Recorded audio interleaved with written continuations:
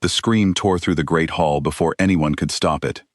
Kellen Ashford stood frozen at the center of the Blackthorn packhouse, his hands still stained with the blood of a man he had never touched.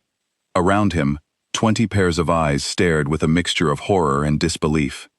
His father, Alpha King Draven Ashford, rose slowly from his throne, his face unreadable. "Explain this," Draven said, his voice low and dangerous. Kellen opened his mouth, but no words came. How could he explain something he did not understand himself? Only an hour ago he had been training in the eastern woods, preparing for the ceremony that would name him heir to Blackthorn Pack. Now he stood over the fallen body of Ambassador Corwin Vale, an emissary from the Redmore Pack, blood soaked into the stone floor beneath him, and every instinct in his body screamed that something was terribly wrong. "I did not do this," Kellen said, finally finding his voice. "Father, you know me. I would never harm a guest of this pack." But Draven was not looking at his son anymore. His eyes had drifted toward the doorway, where a woman stood, watching the scene unfold, with an expression Kellen could not quite place. Calm, composed, almost satisfied. Her name was Celine Voss, and she had arrived at Blackthorn 3 months earlier, carrying a newborn son, and a claim that shattered the foundation of everything Kellen thought he knew about his family. To understand how Kellen Ashford came to stand accused of a crime he did not commit, one must go back to the beginning, to the days before the scream, before the blood, before the betrayal that would change the course of an entire kingdom. Blackthorn Pack was one of the oldest and most respected wolf packs in the Northern Territories, its lands stretching from the Misty Mountains to the edge of the Great River. For 19 years, Kellen had been raised to lead it. He was the firstborn son of Alpha King Draven and Queen Alira, trained since childhood in combat, diplomacy, and the ancient laws that governed their kind. He was quick, disciplined, and fiercely loyal, the kind of young man that elders spoke of with pride, and warriors followed without question. His mother often said that Kellen carried his father's strength, but none of his coldness. Where Draven ruled with an iron will and little patience for weakness, Kellen led with a steady hand and genuine care for his people. The pack loved him for it. Even rival packs respected him. He was, by every measure, the golden heir of Blackthorn. Then Celine arrived. It was a quiet evening in early spring when she appeared at the gates of the packhouse, exhausted, travel-worn, and carrying an infant wrapped tightly against the cold. She claimed the child was Draven's son, born from an affair that had taken place nearly a year earlier, during one of the king's diplomatic journeys to the Southern Territories. Queen Alira, who had ruled beside Draven for over 2 decades, said nothing when the accusation was made. She simply turned and walked away, her silence louder than any scream could have been. Kellen remembered watching his mother's back as she disappeared down the corridor, her shoulders trembling with a grief she refused to show in front of the pack. Draven, to Kellen's disbelief, did not deny the claim. He welcomed Celine and her infant son into the packhouse with open arms, offering them rooms in the northern wing, the same wing reserved for family of the highest standing. The baby, whom Celine named Wren, was given a wet nurse, a personal guard, and more attention from the Alpha King than Kellen had received in years. At first, Kellen told himself it did not matter. He was the firstborn. His place as heir was secured by blood and law, older than any personal feelings his father might have toward a woman he barely knew. But as the weeks passed, he began to notice things that unsettled him. Elders who had once come to him with questions about pack matters now went to Celine instead, seeking her opinion, treating her almost as if she already held a position of power. Draven began spending long hours in her company, discussing matters of the pack that should have involved Kellen directly, and there was something about the way Celine looked at Kellen whenever their paths crossed, a calculating gleam in her eyes that made the hair on the back of his neck rise. "She wants something," Kellen told his closest friend and fellow warrior, Dane Holt, one evening as they sparred in the training yard. "I don't know what it is yet, but she wants something, and she's getting closer to it every day." Dane, a broad-shouldered wolf with an easy smile and sharp instincts, wiped sweat from his brow and considered his friend's words carefully. "Your father is not a fool, Kellen. Whatever game she's playing, he'll see through it eventually." "Will he?" Kellen asked, doubt creeping into his voice. He hasn't seen through it yet. The infant, Ren, grew quickly under the pack's care, and as he did, Draven's fascination with the child only deepened. The king began speaking of prophecies, ancient bloodlines, and signs that marked certain wolves for greatness. He claimed that Ren's eyes, an unusual shade of amber gold, matched descriptions found in texts nearly 1,000 years old. Texts that spoke of a lineage capable of uniting all the northern packs under a single banner. Kellen found the claims difficult to believe, but he watched with growing unease as his father's obsession consumed him. Council meetings that once focused on trade agreements and border security now revolved around Ren's supposed destiny. Warriors who questioned the king's judgment found themselves quietly reassigned to distant outposts. And Selene, ever present at Draven's side, seemed to guide these decisions with a gentle hand that few dared to challenge. Queen Alira retreated further from public life with each passing month. She spent her days in the garden behind the pack house, tending to flowers that had once been her joy, now wilting under her distracted care. Kellen visited her often, finding comfort in her quiet strength, even as the world around them shifted beneath their feet. "Your father was not always like this," she told him one afternoon, her fingers gently pressing soil around a struggling rosebush. "He was once a man who valued loyalty above all else. I do not know what has changed him, but I fear it is more than simple affection for that woman." "Do you think she's dangerous?" Kellen asked. Alira paused, her hands stilling. "I think she is patient, and patience, in the wrong hands, can be more dangerous than any blade." Those words stayed with Kellen in the weeks that followed, though he could not have predicted just how right his mother would prove to be. The Redmore Pack, longtime allies of Blackthorn, sent an ambassador to renew a treaty that had kept peace between the two territories for generations. Ambassador Corwin Vale arrived with a small entourage, warmly received by Draven and the council. Kellen was assigned to oversee the ambassador's stay, a duty he took seriously, ensuring every detail of the visit reflected well on Blackthorn's honor. For 2 days, the negotiations proceeded smoothly. Corwin was a thoughtful, measured man, easy to work with, and genuinely invested in maintaining peace between the packs. Kellen found himself enjoying their conversations, discussing everything from border patrols to the ambassador's own family back in Redmore territory. On the third night, everything changed. Kellen had retired to his chambers after a long day of negotiations, exhausted but satisfied with the progress made. He fell asleep quickly, his mind at ease for the first time in weeks. He did not know how much time passed before he woke, disoriented, his head pounding, his mouth dry as sand. Something was wrong. He could feel it in his bones, an instinct honed by years of training screaming at him that danger was near. He rose from his bed, stumbling slightly, his vision blurred at the edges. He made his way toward the door, uncertain why his body felt so heavy, so slow to respond. The corridor outside his chambers was empty and silent, the torches casting long shadows against the stone walls.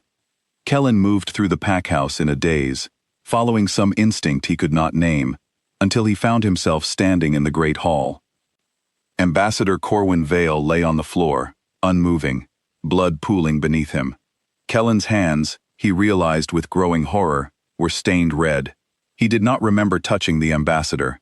He did not remember entering the hall.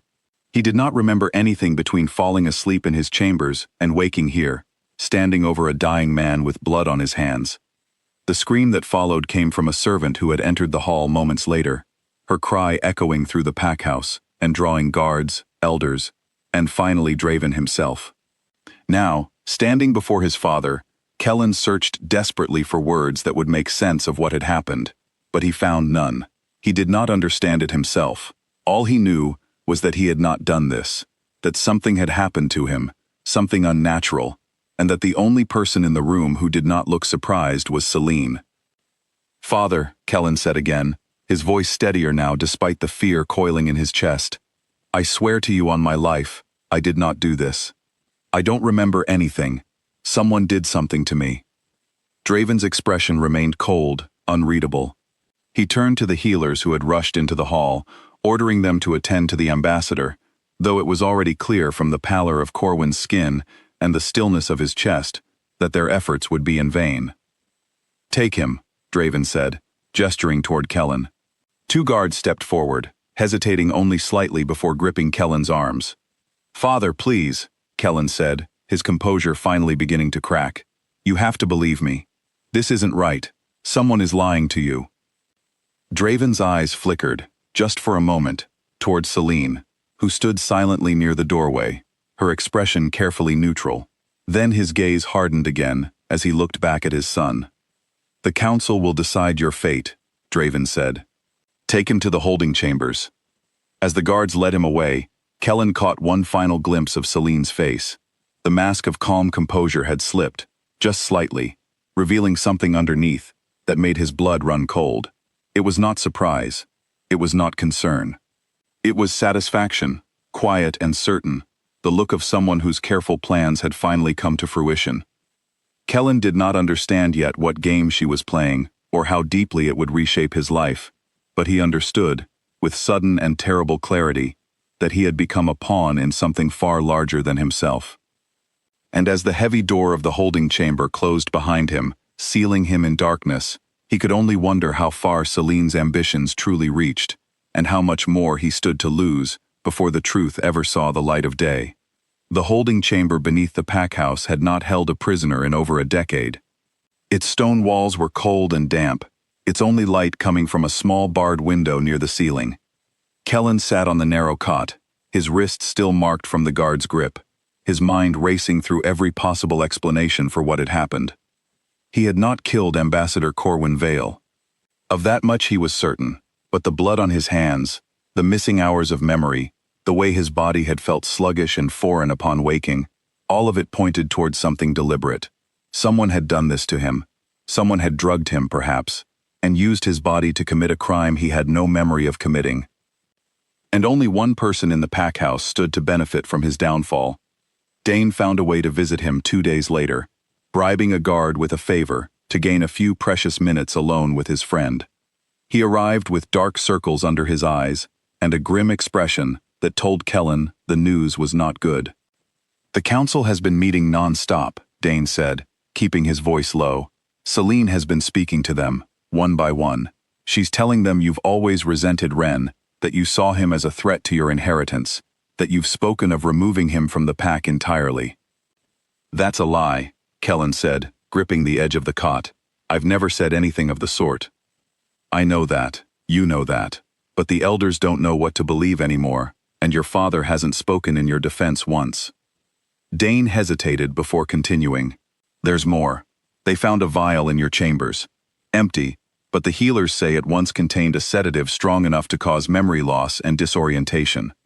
Kellen's stomach twisted. I've never seen that vial in my life. I believe you, Dane said firmly. But someone planted it there, Kellen, and they did it well enough that even your own father is starting to doubt you. The trial, if it could be called that, took place 3 days later in the Great Hall, the same room where Corwin Vale had died. The Council of Elders sat in a semicircle before the throne, and Draven presided over the proceedings with a stone face that gave nothing away. Queen Alira sat beside him, her hands folded tightly in her lap, her eyes fixed on Kellen with a look of desperate hope that he could somehow prove his innocence. Celine sat near the front, holding Ren against her chest, playing the part of a grieving mother whose son's future had been threatened by jealousy and violence. Kellen watched her with growing anger, but he forced himself to remain calm, knowing that any outburst would only strengthen the case against him. Kellen Ashford, said Elder Garrick, the oldest and most respected member of the council, you stand accused of the murder of Ambassador Corwin Vale of Redmoor Pack. How do you answer these charges? Innocent, Kellen said, his voice steady and clear. I did not kill Ambassador Vale. I have no memory of the events that took place that night, which leads me to believe I was drugged and used as an instrument in someone else's plan. A murmur rippled through the council. Elder Garrick raised a hand for silence before turning to Celine. You have made certain claims about the accused's intentions toward your son. Please, speak them before this council. Celine rose gracefully, cradling Ren in one arm. I have heard Kellen speak of his fear that Ren would one day challenge his claim to the throne. I have seen the way he watches my son with suspicion. I did not want to believe he was capable of such an act, but the evidence speaks for itself. These are lies, Kellen said, unable to hold his tongue any longer. I have never once spoken against Ren. He is an infant. He poses no threat to anyone. And yet, Celine said, her voice soft but pointed, infants grow. Perhaps you saw further into the future than the rest of us. The council debated for hours, weighing testimony from servants, guards, and elders, none of whom could offer concrete proof of Kellen's guilt or innocence. The vial found in his chambers remained the most damning piece of evidence, despite Kellen's insistence that he had never possessed such a thing. Throughout the proceedings, Kellen watched his father's face, searching for any sign of the man who had once taught him to hunt, who had praised his skill in battle, who had called him the pride of Blackthorn Pack. But Draven's expression remained distant, his eyes occasionally drifting towards Celine and the child in her arms, as if searching for guidance in her calm, unreadable gaze. Finally, as the sun began to set outside the hall's high windows, Draven rose from his throne. The council has heard the evidence, and the testimony presented today, he said, his voice carrying easily through the silent hall. While there is no absolute proof of intent, the circumstances surrounding Ambassador Vale's death cannot be ignored. A guest of this pack has died, and someone must answer for it. Kellen felt his heart pound against his ribs, as his father continued. I have decided, Draven said, that Kellen Ashford will be stripped of his title as heir to Blackthorn Pack, effective immediately. He will be banished from these lands, forbidden from returning, unless summoned by the throne itself. Gasps echoed through the hall. Queen Elira rose from her seat, her composure finally breaking. Draven, you cannot be serious. He is your son, our son.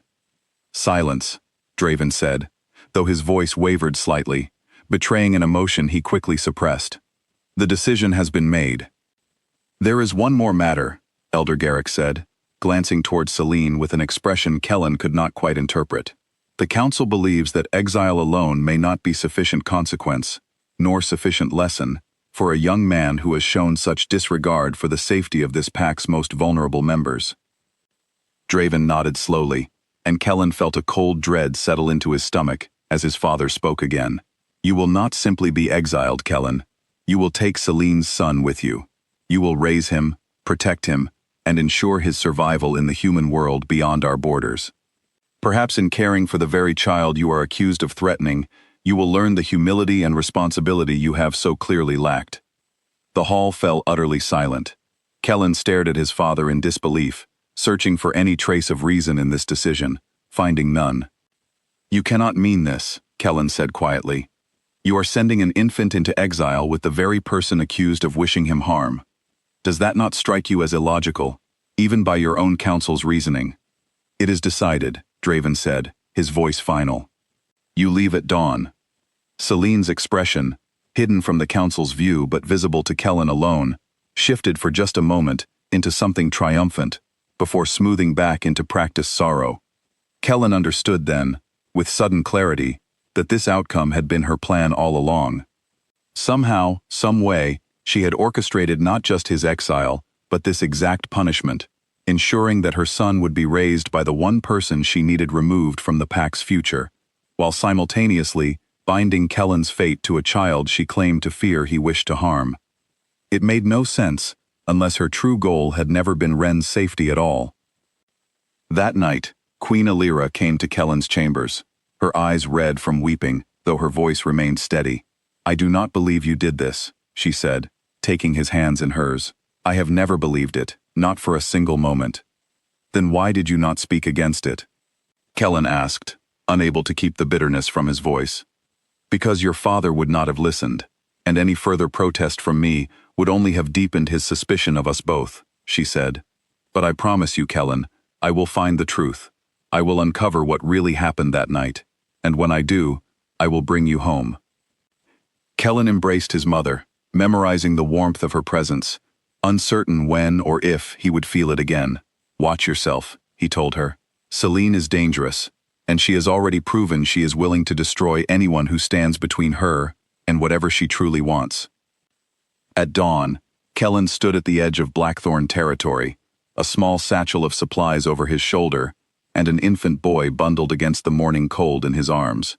Celine had handed Ren over without ceremony, her expression unreadable, offering no words of farewell to the son she claimed to love so deeply.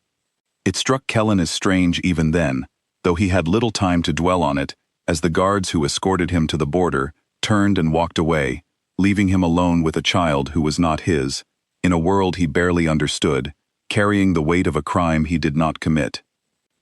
He looked down at Ren, whose amber gold eyes stared up at him with the innocent curiosity only an infant could possess, entirely unaware of the storm that had brought him into this stranger's care. "It seems," Kellen murmured softly, "that we are both pawns in someone else's game, little one." As he turned and began walking away from the only home he had ever known, Kellen could not shake the feeling that Celine's plan was far from finished, and that somewhere behind him, in the halls of Blackthorn Pack, greater dangers were only beginning to take shape. The human world was louder and colder than anything Kellen had ever known.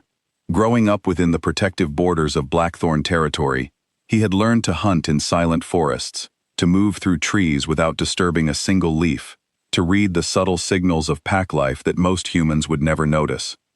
None of that prepared him for the chaos of a small human town, with its rattling cars, flickering streetlights, and constant hum of unfamiliar noise.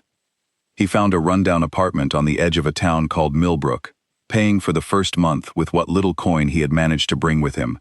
The landlord, an elderly man named Edwin Marsh, asked few questions, simply pleased to have a tenant who paid on time and kept to himself. Kellen quickly discovered that raising an infant alone was harder than any battle he had ever trained for. Ren cried through the night, refusing to settle no matter how Kellen rocked him or sang the old pack lullabies his mother had once sung to him.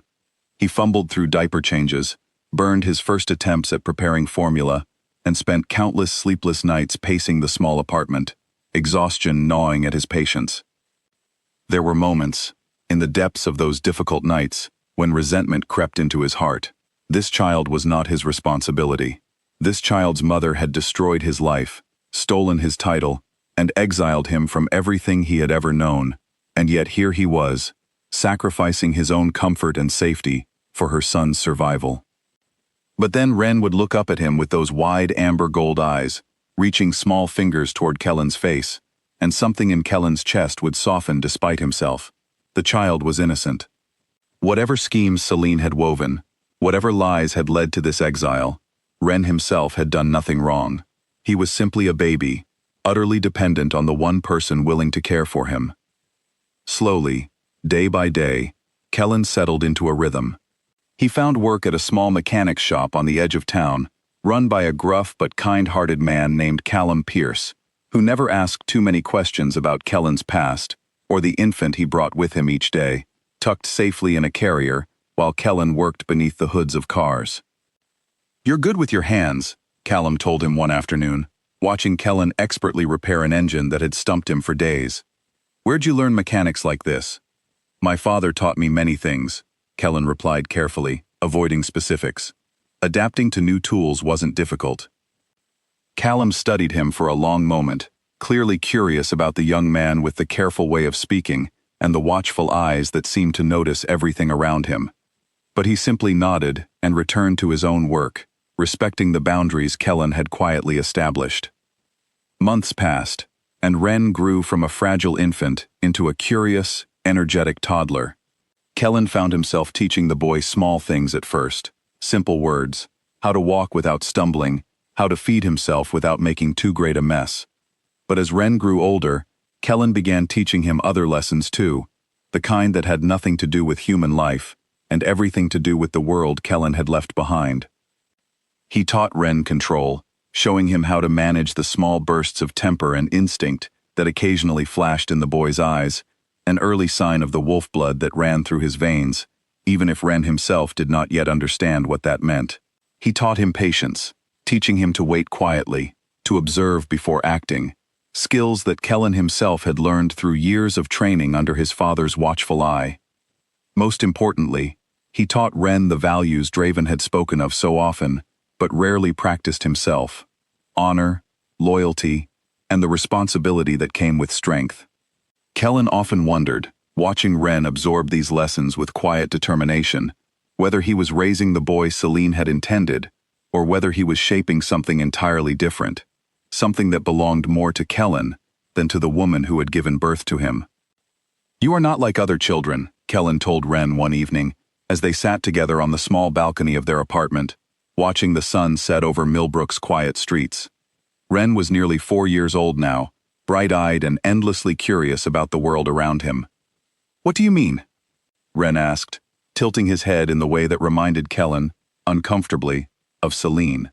"You carry something inside you, a strength that most people will never have," Kellen said carefully, choosing his words with the caution of a man unsure how much truth a child could handle. "One day, I will explain it to you fully.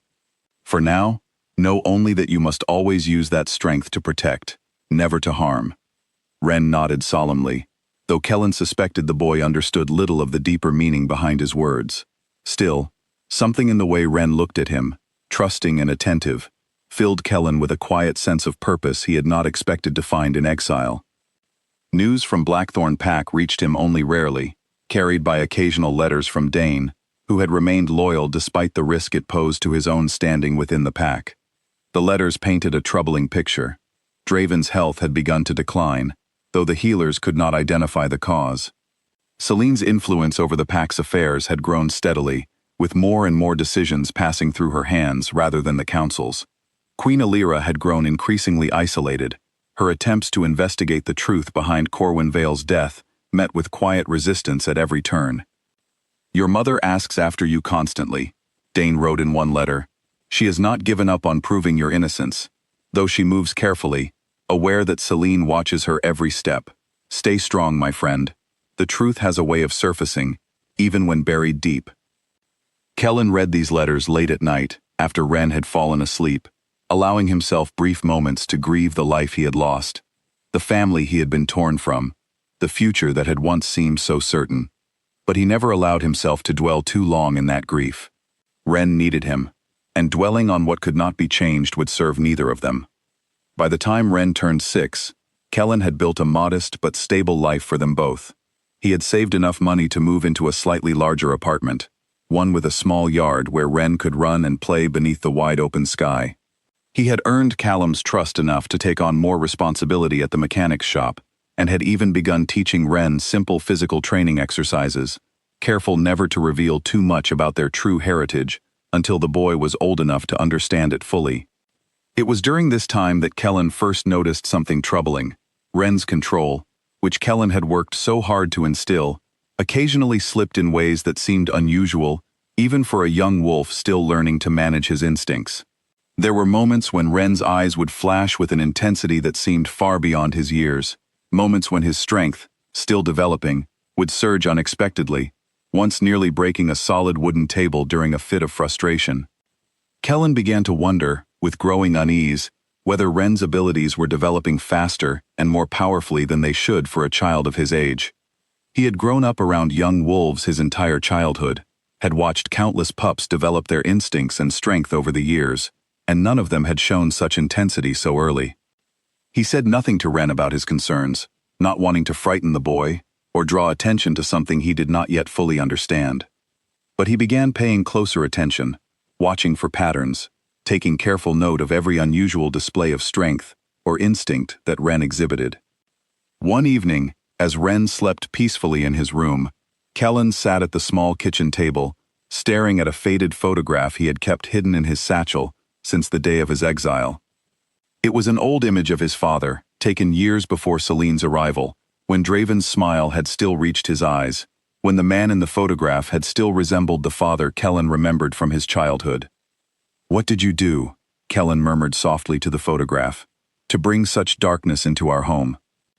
He had no answers, only questions that grew more numerous with each passing year.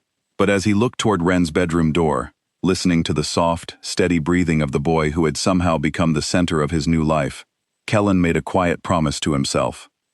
Whatever truth lay hidden behind Celine's schemes, whatever secrets had led to his exile and Corwin Vale's death, he would uncover them eventually, and when he did, he would ensure that Wren, whoever and whatever he truly was, would be protected from whatever darkness had been set in motion the day Celine Voss first walked through Blackthorn's gates. For now, though, exile remained his reality, and survival remained his priority. The truth, he told himself, would come in time. It always did. 10 years passed in Millbrook, each one quieter than the last, though never entirely peaceful. Kellen watched Wren grow from a curious child into a capable young man, 16 years old now, tall and strong, with a discipline that surprised even Kellen, who had spent every day of the boy's life instilling it in him. Wren excelled at everything Kellen taught him. He moved with a quiet grace that echoed the finest warriors of Blackthorn Pack, his instincts sharp, his control impressive for someone who had never set foot within true wolf territory. He had grown into a young man of quiet intelligence and unshakable loyalty, values Kellen had worked tirelessly to nurture, despite the circumstances that had brought them together. But questions had begun to surface, questions Kellen could no longer avoid. "Why do I feel different from everyone else?" Wren asked one evening, as they trained together in the small backyard behind their home, the setting sun casting long shadows across the grass. "I've always felt it, even as a child. Something inside me that doesn't match the world around us." Kellen lowered his training staff, studying the young man before him carefully. He had known this conversation would come eventually, had rehearsed it countless times in his mind over the years, yet found himself uncertain how to begin, now that the moment had finally arrived. "There are things about your heritage I have not yet told you," Kellen said carefully. "Things I believed you were not ready to hear until now." Wren's expression remained calm, though his eyes sharpened with attention. "Tell me." And so, for the first time, Kellen explained everything. He spoke of Blackthorn Pack, of the ancient bloodlines that ran through their kind, of the strength and instincts that separated wolves from ordinary humans. He explained, as gently as he could, that Wren was not human at all, but a young wolf whose true nature had been carefully hidden and controlled throughout his childhood, to protect him from dangers he did not yet understand. Wren listened in silence, absorbing every word with the same careful attention Kellen had come to expect from him. When Kellen finished, the young man remained quiet for a long moment, processing the weight of everything he had just learned. "And my mother?" Wren finally asked. "Celine, who is she to you? Why did she leave me in your care?" This was the question Kellen had dreaded most, the one truth he had carefully avoided sharing throughout Wren's childhood. He took a deep breath, meeting the boy's eyes directly. "I was accused of a crime I did not commit," Kellen said slowly. "The death of a man named Corwin Vale, an ambassador who died under circumstances that made no sense to me even then. Celine claimed I posed a threat to your safety, and used that claim to have me exiled from Blackthorn Pack. As part of my punishment, I was ordered to raise you, though I still do not fully understand why she chose that particular path." Wren's expression shifted, a flicker of hurt crossing his features before he carefully masked it. "She gave me away." "She did," Kellen confirmed gently. "I have spent years trying to understand her reasoning, and I still do not have clear answers. But I promise you, whatever her intentions were, I have never regretted the years I spent raising you. You are not a burden I was forced to bear. You have become someone I am deeply proud to call my own, regardless of blood." Something in Wren's expression softened at those words, though the questions in his eyes remained. "Do you think she is still there? At Blackthorn?" "I believe so," Kellen said. "My friend Dane has written to me over the years, keeping me informed of events within the pack. Celine's influence has only grown, and my father's health has continued to decline under circumstances no healer has been able to fully explain." Wren was quiet for a long moment, staring out toward the darkening horizon. "Do you ever think about going back?" Kellen considered the question carefully. In truth, he thought about Blackthorn Pack often, especially in quiet moments like this one, when the weight of exile pressed heavily against his chest. He missed his mother's gentle wisdom, missed the forests of his childhood, missed the sense of purpose that had once defined his entire existence. But returning meant facing his father again, facing the accusations that had never been resolved, facing Celine, and whatever schemes she continued to weave from the shadows of the throne. "I think about it constantly," Kellen admitted. "But returning without proof of my innocence would only place us both in greater danger. Until I understand the truth behind Corwin Vale's death, and behind Celine's true intentions, returning to Blackthorn remains too great a risk." Wren nodded slowly. though Kellen could see new determination forming behind his eyes. Then we find the truth, together. Over the following months, Kellen and Ren began piecing together fragments of information from Dane's letters, cross-referencing dates, names, and events, in an attempt to understand the true nature of Celine's plans. Slowly, a troubling pattern began to emerge. Ambassador Corwin Vale had traveled to Blackthorn, not simply to renew a treaty, as everyone had believed, but to investigate rumors that had reached Redmoor Pack regarding Celine's origins. According to Dane's most recent letter, an elderly healer within Redmoor territory had once spoken of a woman matching Celine's description, a woman who had disappeared from Redmoor lands nearly 2 decades earlier, under suspicious circumstances, connected to a rival pack known as Ravenswood, longtime enemies of both Blackthorn and Redmoor. If Celine truly has ties to Ravenswood, Kellen said, reading the letter aloud to Ren one evening, then her arrival at Blackthorn, and everything that followed, may not have been a simple matter of infidelity and jealousy. It may have been something far more calculated. An infiltration, Ren said quietly, understanding dawning in his expression. She used my birth, whatever the truth of my parentage actually is, to gain access to Blackthorn's throne. It would explain a great deal, Kellen said grimly, including why Corwin Vale had to die before he could share what he had discovered. The revelation settled heavily over both of them.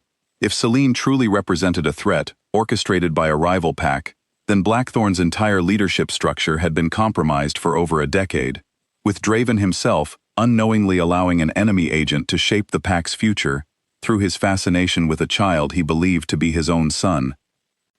We need proof, Kellen said, pacing the length of their small living room. Suspicion alone will not be enough to convince the council, especially after everything Celine has already accomplished in turning them against me. Then we find proof, Ren said firmly, the same steady determination Kellen had worked so hard to cultivate, now shining clearly in the young man's eyes. Whatever it takes. Over the following year, Kellen and Ren worked carefully, gathering information through Dane and other trusted contacts still loyal to Queen Alira's quiet investigation. They learned that Celine had grown increasingly bold in her influence over Blackthorn's affairs, positioning key allies within the council, quietly removing warriors and elders who showed any hesitation in supporting her judgment. Most troubling of all, Dane's letters revealed that Draven's health continued to worsen, with symptoms that increasingly resembled slow, deliberate poisoning rather than natural illness. The healers, most of whom now owed their positions to Celine's influence, offered little insight into the cause, insisting the Alpha King simply suffered from age-related decline despite his relatively young years. She's killing him, Kellen said one evening, reading the latest letter with growing dread. Slowly, carefully, in a way that no one will be able to prove. Why? Ren asked. If she already controls so much of the pack's decisions, why risk killing him at all? Kellen considered the question carefully before answering. Because as long as my father lives, there remains a chance he could recover his judgment, could see through her manipulation, and reclaim control. But if he dies, and you were still recognized as his heir, understanding dawned in Ren's expression. She would control Blackthorn entirely, through me, without ever having to answer to anyone. Exactly, Kellen confirmed grimly, which means we no longer have the luxury of waiting patiently for proof to surface on its own. If my father dies before the truth comes out, Celine's plan succeeds completely, and Blackthorn Pack falls under the control of whatever forces she truly serves. The urgency of their situation settled heavily between them. For years, Kellen had focused primarily on survival, on raising Ren safely away from the dangers of Blackthorn's political turmoil. But now, with his father's life hanging in the balance, and an entire pack's future at stake, quiet patience was no longer an option. We need to return, Kellen said finally, meeting Ren's steady gaze. Not simply to prove my innocence, but to save Blackthorn from whatever Celine truly intends. Are you prepared for that, Ren? Returning to a place that has never known you, facing dangers neither of us fully understands. Ren straightened, his expression resolute. Every lesson Kellen had taught him over the years reflected clearly in his steady, unwavering gaze. I've been prepared for this my entire life, even before I understood what I was preparing for. Wherever this path leads, I intend to walk it beside you." Kellen felt a surge of pride swell within his chest, mixed with a deep, aching fear for the dangers that awaited them both. Whatever truth lay hidden within Blackthorn's walls, whatever darkness Celine had carefully cultivated over the years, they would face it together, prepared or not. The following morning, Kellen began preparations for their return, gathering what supplies they could, arranging for Callum to manage the mechanic's shop in his absence, and writing a careful letter to Dane, informing him of their intentions. As he sealed the letter, Kellen allowed himself a rare moment of hope that after 10 long years of exile, the truth would finally come to light, and that the family he had lost so long ago might yet be saved from the darkness that had slowly consumed it. But hope, he knew from painful experience, often came with a price. And as he watched Wren pack their few belongings with quiet determination, Kellen could only wonder what that price would ultimately be, and whether either of them would be prepared to pay it when the time came. The messenger arrived at their doorstep 3 weeks later, before Kellen and Wren had even finished their preparations to leave. He was a young warrior Kellen did not recognize, breathless from a hard journey, his eyes wide with urgency. "Kellen Ashford," the messenger said, bowing slightly despite his exhaustion. "I bring word from Elder Garrick and Queen Alira. The Alpha King's condition has worsened significantly. The Council fears he has only weeks, perhaps days remaining. They request your immediate return." Kellen felt his chest tighten. And Celine? What of her position within the Council? The messenger hesitated before answering. Her influence has grown even stronger in recent months, especially given the King's condition. Many among the Council fear that once Draven passes, she will move quickly to secure her son's position as Alpha, with herself acting as regent until he comes of age. There are those who oppose this, Queen Alira foremost among them, but without a stronger claim to challenge Celine's authority, opposition alone will not be enough. "They want me to return," Kellen said slowly, understanding dawning, "to challenge her claim directly." "Yes," the messenger confirmed, "you remain, by blood and by pack law, the rightful heir to Blackthorn's throne, regardless of the accusations made against you a decade ago. Queen Alira has continued gathering evidence in your favor throughout these years. She believes, with your return and Wren's support, the truth can finally be revealed before the Council, in time to save both your father's life and the Pack's future." Kellen exchanged a glance with Wren, who nodded firmly, his expression steady despite the gravity of the situation unfolding before them. "We were already preparing to return," Kellen told the messenger. "We will leave within the hour." The journey back to Blackthorn Pack felt both familiar and foreign to Kellen, the forests and mountains of his childhood rising into view after a decade of absence. Wren, seeing the ancestral lands for the first time, could not hide his awe at the sight of Blackthorn's territory, vast and beautiful, stretching further than the eye could see.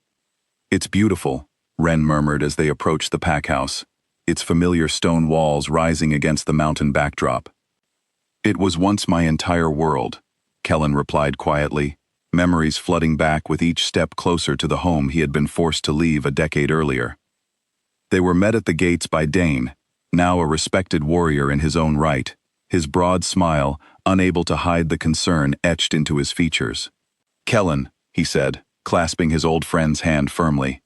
"It's good to see you again, truly, though I wish the circumstances were different." "As do I," Kellen replied. "How is my father?" Dane's expression darkened. "Weaker each day. The healers, those still loyal to your mother, believe it is poison, slow-acting, and carefully administered to avoid easy detection.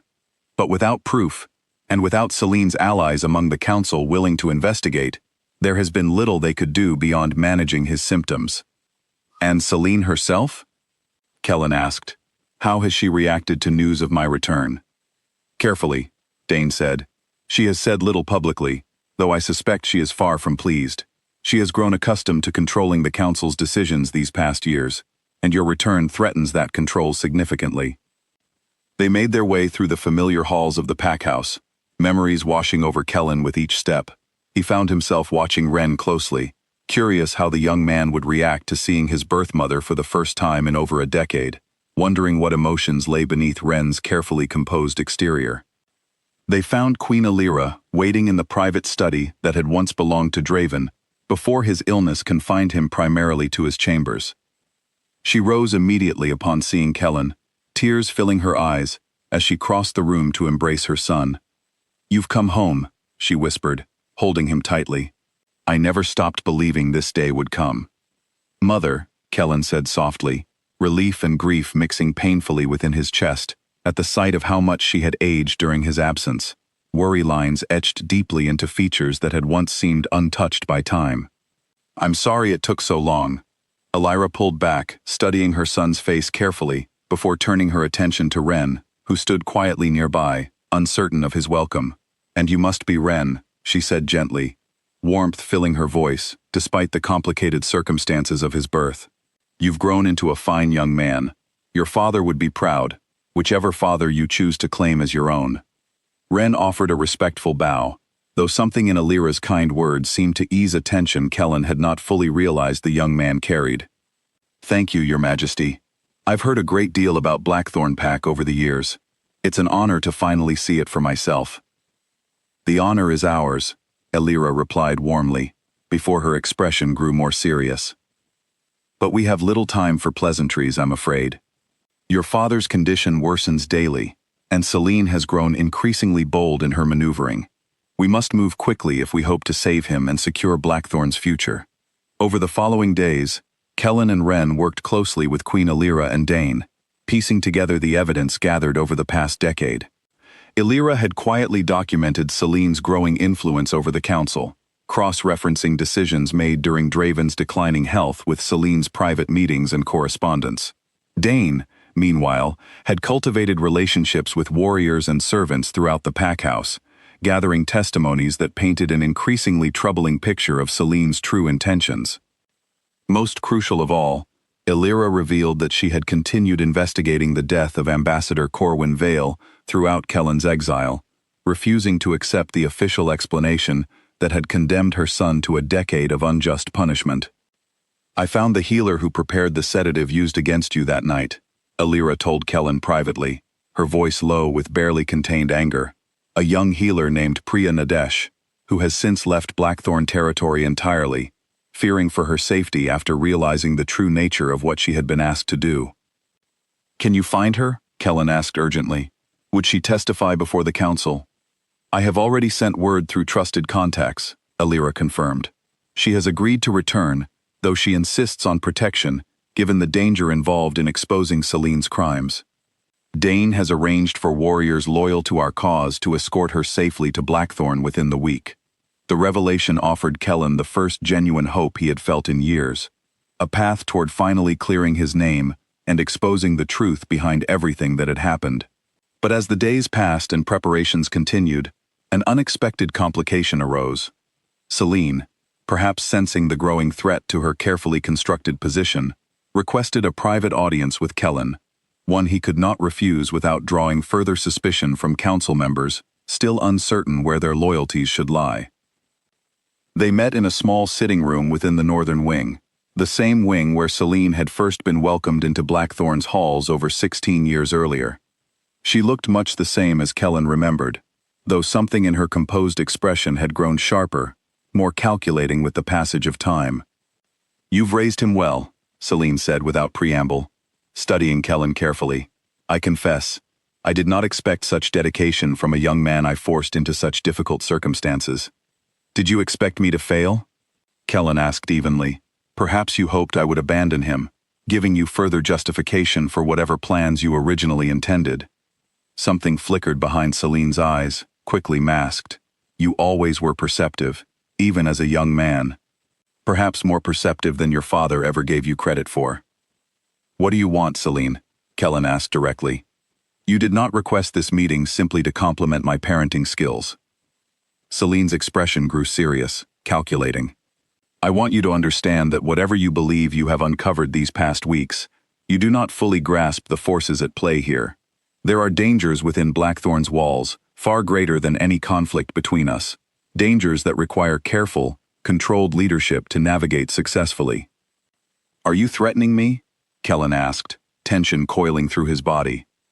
"I am warning you," Celine said pointedly. "Proceed carefully, Kellen. Some truths, once revealed, cannot be contained. and not every consequence of revealing them will fall solely upon me." With that cryptic warning, Celine rose and left the room, leaving Kellen alone with a growing sense of unease. Whatever truth lay hidden behind her carefully constructed schemes, it seemed increasingly clear that the full picture was far more complex and far more dangerous than even he and his mother had anticipated. That evening, as Kellen relayed the conversation to Wren and Queen Elira, Dane arrived with urgent news that only deepened the mystery surrounding Celine's true intentions. "The healer, Priya Nadesh," Dane said, his expression grim. "The warriors sent to escort her safely to Blackthorn arrived at her location only to find she had vanished without a trace, her belongings left behind, no sign of struggle, but no explanation for her sudden disappearance either." Kellen's stomach twisted with dread. "Celine. Perhaps," Dane said carefully, "or perhaps something else entirely. I fear, my friend, that we have only begun to uncover the true depth of what we're truly facing." As night fell over Blackthorn Pack, Kellen stood alone on the balcony outside his childhood chambers, staring out over the moonlit forests of his ancestral home, the weight of uncertainty pressing heavily against his chest. Whatever truth awaited them, it seemed increasingly clear that Celine's warning carried more weight than he had initially believed. The path toward justice, toward saving his father and securing Blackthorn's future, had grown far more treacherous than he had anticipated, and he could only hope that he and those he loved would survive long enough to see that truth finally brought into the light. 3 days after the healer's disappearance, Dane arrived at Kellen's chambers before dawn, his expression a mixture of urgency and something Kellen could not quite identify. "We found her," Dane said breathlessly. "Priya Nadesh. She's alive, hiding in a small village 2 days' ride from here. She reached out through an old contact, terrified but willing to speak the truth, provided we can guarantee her safety." Within hours, Kellen, Wren, and a small group of trusted warriors set out to retrieve the healer, moving quickly and quietly to avoid drawing Celine's attention. They found Priya exactly where Dane's contact had indicated, hidden within a modest cottage on the village's edge, her eyes wide with fear when she opened the door to find Kellen standing before her. "You're the one," she whispered, stepping back instinctively. "The one I know what happened that night," Kellen said gently, understanding her fear. "I do not blame you, Priya. I only want the truth, so that justice can finally be served, and no one else has to suffer as I have these past 10 years. It took time to earn her trust fully, but eventually, Priya agreed to return with them to Blackthorn Pack, escorted carefully by warriors loyal to Queen Elira, protected at every step of the journey. Once safely within the pack house, under Elira's personal protection, Priya finally shared the full truth of what had happened the night Ambassador Corwin Vale died. "Celine came to me nearly a month before the ambassador's arrival," Priya explained, her voice trembling slightly as she recounted the memory. "She requested a sedative, one strong enough to cause temporary memory loss and disorientation, claiming she needed it for a private matter unrelated to pack business. I did not question her closely at the time. She held significant influence within the pack house, and I feared the consequences of refusing her request. She used it on me," Kellen said quietly, though he had long suspected as much. "Yes," Priya confirmed. "I did not know her intentions at the time, but I later learned, through careful and frightened investigation of my own, that she had someone slip the sedative into your evening meal that night, ensuring you would be disoriented and without clear memory during the hours that followed." "And Ambassador Vale?" Queen Elira asked, her voice tight with barely controlled anger. "Did Celine kill him herself, or did she use someone else to commit the act?" Priya hesitated, glancing nervously toward the door, before continuing in a hushed voice. "I do not know for certain who delivered the fatal wound, but I know that Celine met privately with the ambassador the evening before his death. I overheard fragments of their conversation while delivering herbs to the healing chambers nearby. Ambassador Vale had discovered something about Celine's true origins, something connected to Ravenswood Pack, and intended to share this information with Alpha King Draven and the Council." The room fell silent, the weight of Priya's revelation confirming the suspicions Kellen and Wren had gathered from Dane's letters over the years. Celine had indeed orchestrated Ambassador Vale's death, using Kellen as an unknowing instrument to eliminate the one person capable of exposing her true identity and intentions. "There's more," Priya continued, her voice growing even quieter. In the years since, I have continued to fear Celine's influence, watching from a distance as her control over the pack's affairs grew steadily. I believe, though I cannot prove it with absolute certainty, that she has continued using similar methods against Alpha King Draven himself, administering small, carefully measured doses of a slow-acting poison through his private meals, gradual enough to avoid detection, but steady enough to ensure his continued decline. Can you prove this? Alira asked urgently. Testify before the council? Priya nodded, though fear remained evident in her eyes. I have kept careful records of every substance I have ever prepared, hidden safely away from Celine's knowledge. I can provide evidence of the sedative used against Kellen, and I am willing to test samples of the king's current condition against the poisons I suspect Celine has continued to use. With Priya's testimony and evidence finally within reach, Queen Alira moved quickly to convene an emergency session of the council, determined to expose Celine's crimes before Draven's condition worsened beyond recovery. Celine, however, seemed to sense the shifting tide against her, her careful composure beginning to show cracks as the day of the council session approached. The night before the scheduled session, Ren approached Kellen privately, his expression troubled. I want to speak with her, he said quietly. Celine, before everything comes out tomorrow, I want to hear the truth from her directly, whatever that truth may be. Kellen considered the request carefully, understanding the young man's need for closure, however difficult that conversation might prove. Be careful, he said finally.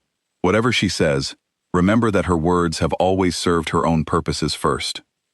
Ren found Celine alone in the Northern Wing's private garden, staring silently at the stars overhead, her expression distant and unreadable. She turned as he approached, something flickering across her features that might have been surprise, or perhaps something closer to regret. You've grown into quite a remarkable young man, she said softly, studying him carefully. Kellen has done well by you.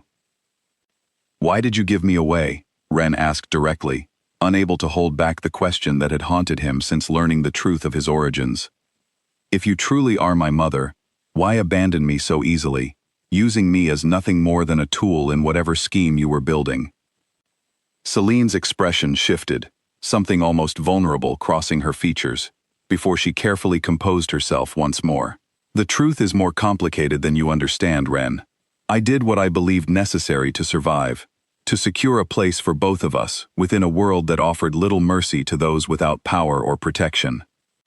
That's not an answer, Ren said, his voice firm despite the emotion evident beneath his controlled exterior. Am I even truly your son, or was I simply a means to an end from the very beginning? Celine was quiet for a long moment, her gaze drifting toward the stars once more. You are my son, she said finally, her voice barely above a whisper. Whatever else is true, that much has never been a lie. But the circumstances of your birth, and the path that led me to Blackthorn's gates, involve loyalties and dangers far beyond anything you or Kellen have yet uncovered. Then tell me, Ren said, before tomorrow's council session reveals whatever truth Kellen and Queen Alira have gathered, tell me yourself. I deserve that much at least. Celine studied him for a long moment, something like genuine sorrow finally breaking through her carefully maintained composure. I was born within Ravenswood Pact territory, she admitted quietly, sent here, years ago, as part of a larger plan orchestrated by forces far more dangerous than you can imagine, to gradually undermine Blackthorn's leadership from within, weakening the Pact's strength and unity in preparation for eventual conquest. Ren felt his chest tighten with the confirmation of what he had already suspected, though hearing it directly from Celine's own lips carried a weight he had not anticipated. And Ambassador Vale? Kellen's exile? All of it was simply part of this larger plan? Vale discovered my true origins, Celine admitted. I could not allow him to expose me before my purpose here had been fulfilled. And Kellen's exile ensured that any suspicion directed toward me would instead fall upon someone else, while simultaneously placing my own son under the protection and guidance of Blackthorn's rightful heir, ensuring your survival regardless of how events within the pack unfolded. You used us both, Ren said, anger finally breaking through his controlled exterior. Manipulated an entire pack, poisoned a king, destroyed an innocent man's reputation and life. all for some larger scheme you still refuse to fully explain. I did what was necessary, Celine said, though something in her voice suggested genuine regret beneath the calculated justification. But know this, Ren, whatever role I have played in these events, my care for you has never been entirely false. Even amid all my scheming, I ensured you would be raised by someone capable of protecting you, someone who would teach you honor and strength, rather than simply using you as a tool, as I once feared I might be forced to do myself. Ren stared at her for a long moment, conflicting emotions warring within his chest. Whatever truth lay behind her words, he understood now, with painful clarity, that his mother's love, however genuine it might be, had always existed alongside a deeper loyalty to forces and schemes, far beyond his understanding. Tomorrow, Ren said finally, turning to leave, the council will learn the truth, whatever consequences that truth may bring. I will not protect you from what you have done, Celine, regardless of whatever love you claim to feel. As he walked away, leaving Celine alone once more beneath the stars, Ren felt the weight of a decision settling firmly within his heart, a decision that would shape not only his own future, but the future of an entire pack, teetering on the edge of a truth long hidden in shadows and lies. The great hall had never held so many anxious faces at once. Every elder, every warrior of standing, and every member of the council gathered beneath the high stone arches, drawn by word that the truth behind Ambassador Corwin Vale's death and the mystery surrounding Alpha King Draven's failing health would finally be revealed. Draven himself had been carried into the hall on a specially prepared chair, his once powerful frame now thin and weakened by months of slow, deliberate poisoning. His eyes, though tired, remained sharp with attention, as Queen Elira rose to address the assembled council. 10 years ago, Elira began, her voice carrying clearly through the silent hall. My son Kellen was falsely accused of a crime he did not commit. Today, with the help of evidence gathered over years of careful investigation, I intend to prove his innocence and expose the true architect behind Ambassador Vale's death and the slow poisoning of our Alpha King. Celine, seated near the front of the hall with careful composure, showed no outward sign of the tension Kellen knew must be building within her.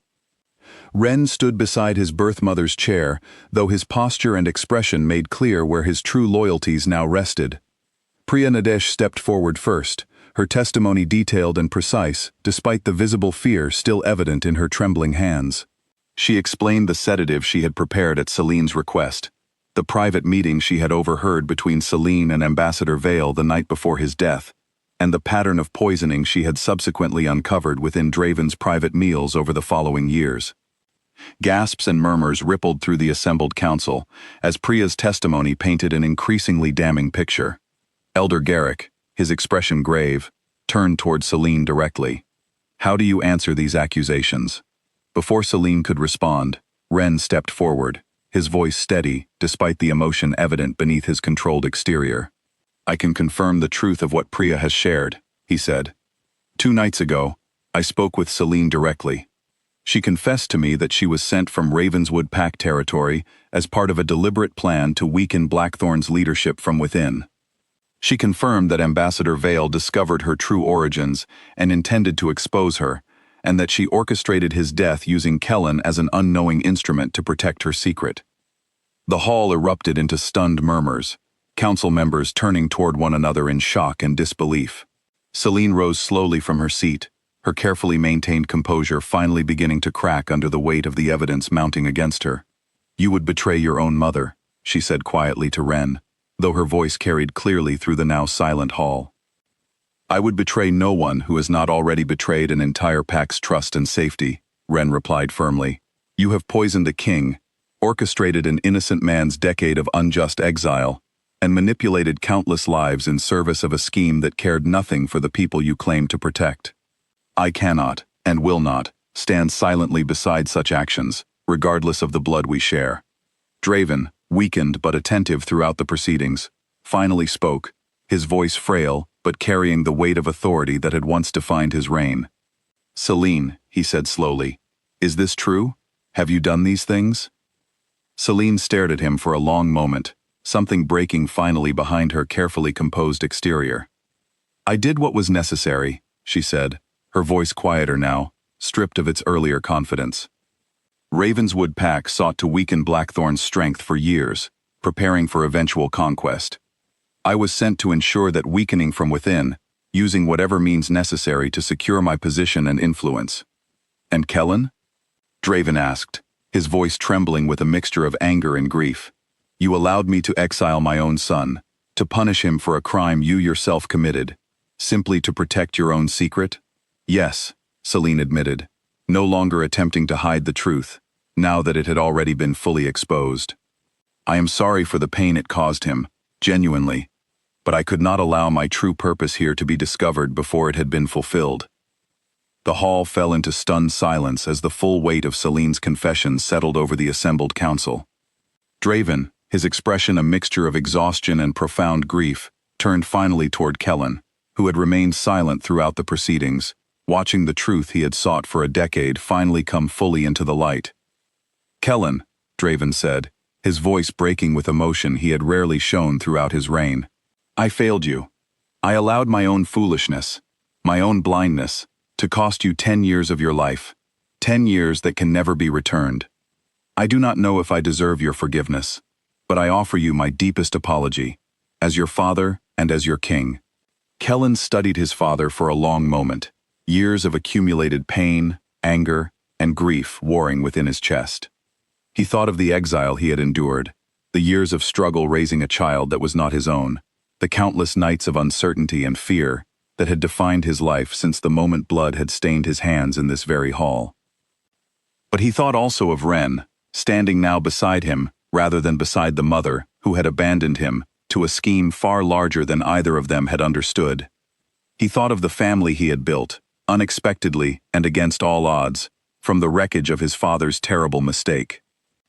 I forgive you, Kellen said finally, his voice steady despite the depth of emotion beneath his words. Not because what happened was acceptable, or because the years I lost can ever be returned to me, but because holding on to anger will not heal what has been broken. Blackthorn Pack needs unity now, more than ever, if we are to recover from the damage Celine's schemes have caused. Draven's eyes filled with tears, relief and grief mixing visibly across his weakened features. Then let the council formally restore Kellen Ashford's title as rightful heir to Blackthorn Pack, he said, his voice gaining strength despite his physical frailty.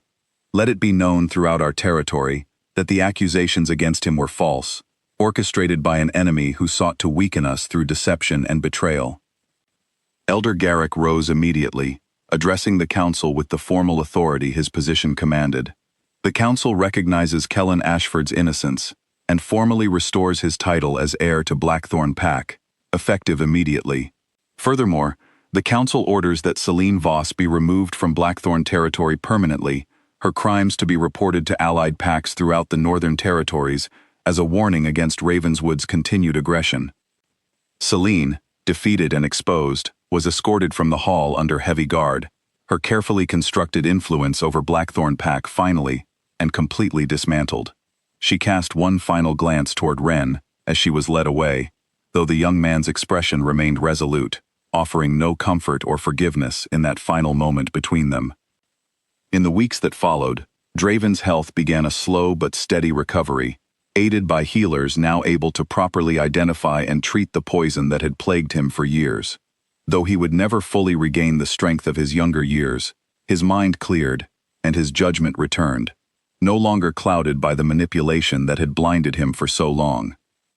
Kellen resumed his place as heir to Blackthorn Pack, though the years of exile had changed him in ways that ultimately strengthened his leadership rather than diminishing it. He approached his responsibilities with a wisdom and compassion born from hardship, understanding intimately the pain of injustice and the importance of protecting those without power or voice within Pack society. Ren, meanwhile, found his own place within Blackthorn's structure, formally recognized not as Draven's blood heir, given the truth of his true parentage remained uncertain and largely irrelevant to Ravenswood's schemes, but as Kellen's trusted second, a position earned through years of careful training and genuine loyalty rather than manipulation or deceit. Do you regret any of it? Ren asked Kellen one evening, as they stood together on the same balcony where Kellen had once stared out over Blackthorn's forests, uncertain if he would ever return to call this place home again. Kellen considered the question carefully before answering. I regret the pain my father's mistakes caused, and the years we lost as a result. But I do not regret raising you, Ren. Whatever circumstances brought us together, you have become the family I did not know I needed, and I would not trade those years, difficult as they were, for anything. Ren smiled, genuine warmth reflected in eyes that had once carried the weight of uncertain origins and abandoned loyalty. Then perhaps, he said, even the darkest schemes can sometimes lead to something worth protecting. As the sun set slowly over Blackthorn Pack's ancient forests, casting golden light across mountains that had witnessed both betrayal and redemption, Kellen felt, for the first time in over a decade, a genuine sense of peace settle over him. The truth had finally destroyed the lies that had shaped his life for so long, but from that destruction, something stronger and more genuine had risen in its place. A family built not from blood or obligation, but from loyalty, sacrifice, and love earned through the hardest years either of them had ever faced. Blackthorn Pack, battered but unbroken, stood ready to face whatever future awaited it, strengthened by the truth that had finally emerged from years of carefully constructed shadows, and guided by a leader who understood, more deeply than any before him, the true cost of justice delayed, and the profound value of family found in the most unexpected of circumstances.